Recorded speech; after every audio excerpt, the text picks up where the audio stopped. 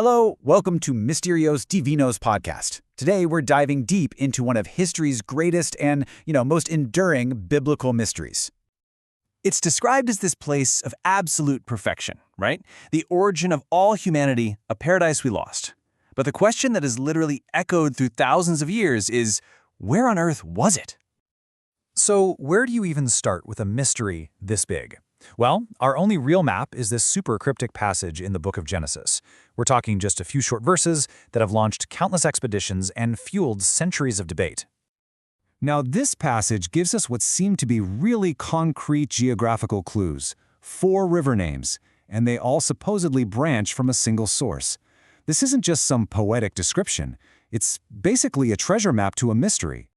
And here's where the whole puzzle gets really complicated. We can easily identify 2 of these rivers, the Tigris and the Euphrates. No problem. They point us directly to the Middle East.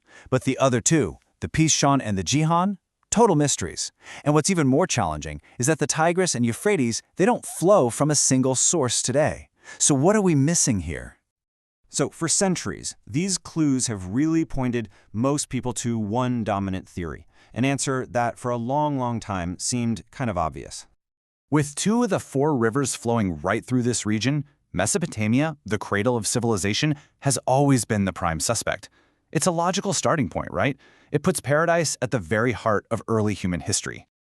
But, and this is a big but, this theory has some major holes. Those missing rivers are a huge problem, and the geography just doesn't line up with the biblical description of a single source.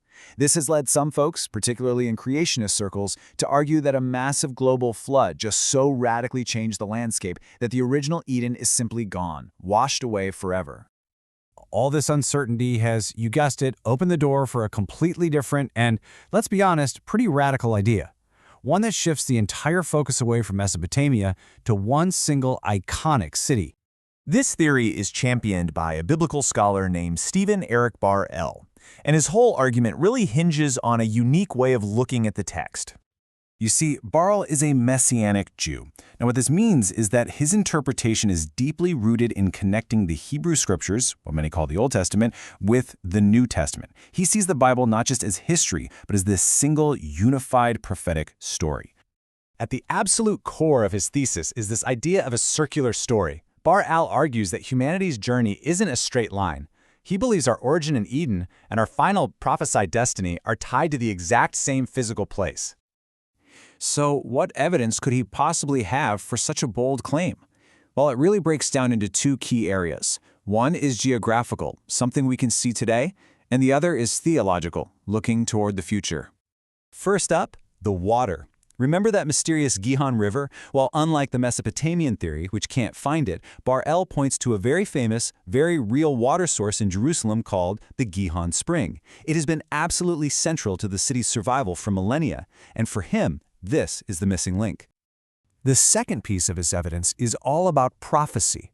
Bar-El highlights scriptures that don't just talk about a new paradise, but of the land of Israel itself being restored. They describe a desolate land being transformed back into a paradise. In this prophecy, wow, it just captures his argument perfectly.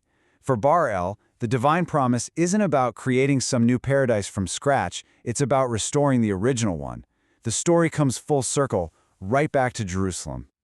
Okay, so how does Bar-El's really out there idea stack up against the other major interpretations? Let's take a look. When you look at all the theories out there, the debate really boils down to this one fundamental question. Are we looking for a real, physical place we can actually find on a map? Or was the Garden of Eden always meant to be this powerful symbol of a lost state of innocence? This chart really breaks it down nicely. You've got the Mesopotamian view, which is geographic, but it's incomplete. You have Bar-El's theory, which is theological and anchored by the Gihon Spring, but, well, it's missing the other rivers. And then there's the flood view, which argues the original geography was just completely wiped clean, making any search pointless.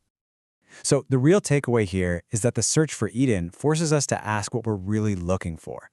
Is it a lost piece of geography, or is it a symbol of what we hope to one day get back? Bar-El's Jerusalem theory presents this incredible narrative where it's actually both. But ultimately, the answer depends entirely on how you decide to read the map. If you liked the video, subscribe, leave a like, comment on what you liked most, and share the video.